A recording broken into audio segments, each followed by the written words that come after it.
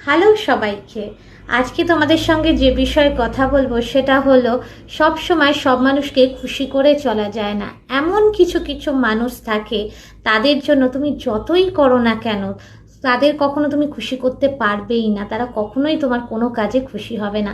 এই ধরনের মানুষগুলো তোমাকে ভালো বললো কি মন্দ বললো তাতে কিচ্ছু যায় আসে না।